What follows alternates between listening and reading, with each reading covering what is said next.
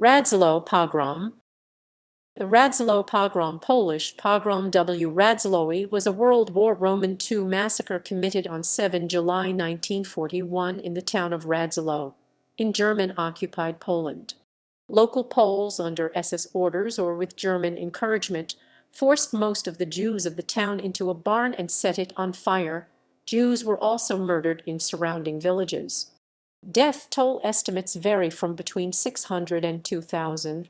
Only some 30 Jews survived the massacre due to help from local Poles.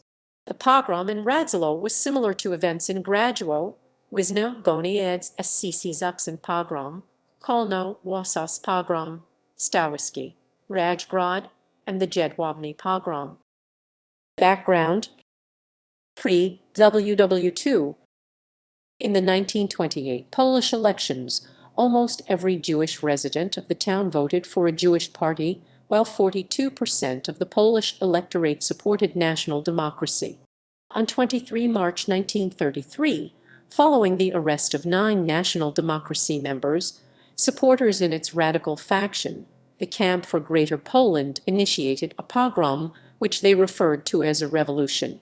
Jewish property was looted, Jews were beaten, windows and market stalls demolished, and 1 Jewish woman was killed.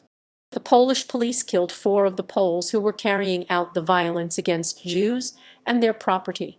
As a consequence of the pogrom, the Camp for Greater Poland was outlawed by Poland's Interior Ministry. The 1937 population of Radziłow was 2,500, including 650 Jews. WW2. The Germans entered the town on 7 September 1939, but turned the town over to the Soviet Union at the end of September in accordance with the Molotov-Ribbentrop Pact. On 23 June 1941, the Germans reoccupied the town as part of Operation Barbarossa. The Germans were greeted with a ceremonial gate erected by Poles who had been formerly imprisoned by the Soviets, bearing a photograph of Hitler and praising the German army. In the Soviet-occupied zone, the Łomża and the western Białystok regions were among the few regions with a strong ethnic Polish majority. Following the brutal Soviet occupation, the Wehrmacht was greeted by local Poles as liberators. Jews were viewed en masse as Soviet collaborators, an attitude influenced by the widespread antisemitism in the area. In particular, the strong pre-war influence of the National Democracy Party had formed the Zydekom on a Jewish communism stereotype among locals. These conditions were the ground for favorable reception of German encouragements to carry out atrocities. On 27 June 1941, the Germans named Joseph Mordasiewicz and Leon Kosmiczewski as heads of the local collaborationist administration, and set up an auxiliary Polish police force headed by Konstanty Kolak. At least 10 of the auxiliary police had previously been imprisoned by the NKVD and were released by the Germans. The Germans armed those Poles whom they saw as trustworthy with guns. Over the next few weeks, the Jews of Radziłow, as well as refugees from other villages who had taken up residence in town, were tormented by the German troops and some Poles. Jews were beaten and robbed, Jewish holy texts were desecrated, Jewish women were raped, and hundreds of Jews were murdered. Simon Datner wrote on Jewish appeals prior to the massacre, "The scent of massacre is in the air.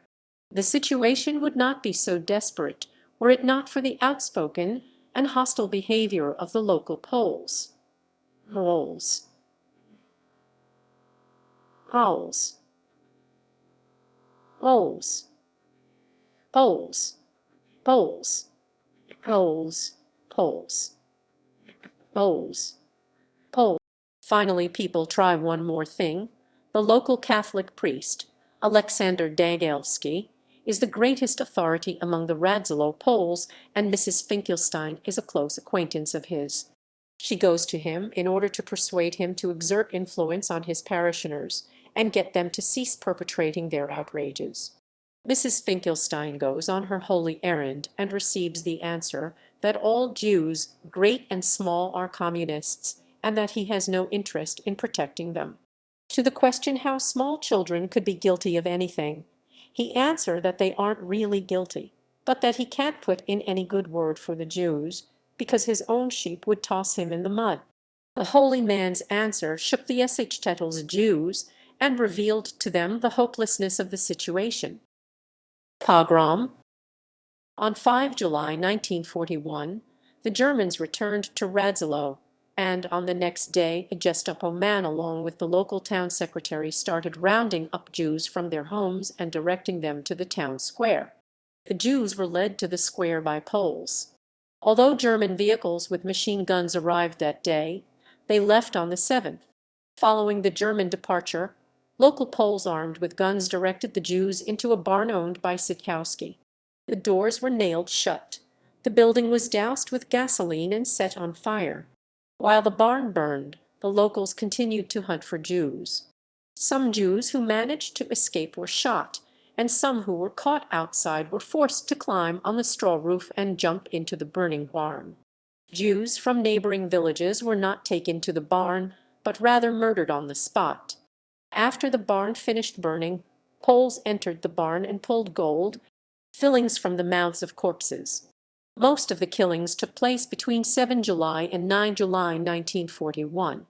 On the third day of the barn fire, the 9th, the Germans returned to Radziłów. By the second half of July, no Jews were left in Radziłów save a few that hid before the pogrom began. Death toll estimates vary from 600 to 2,000. Some 30 Jews survived with help from local Poles.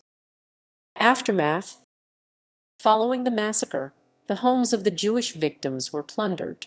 According to Staff Persak, the news of the Radziłów pogrom surely impacted the attitudes of the local Poles in Jedwabne, who carried out the Jedwabne pogrom on 10 July 1941. Persak also is of the opinion that the nearly identical method of murder between Jedwabne and Radziłów indicates the influence of the security service, and security police which were operating in the area, being an implementation of a directive of the Reich Security Main Office, which aimed to inspire folk pogroms. The remaining Jews were interned in a small ghetto from August 1941. On 1 June 1942, most of the ghetto inmates were deported to labor on the Milbo estate.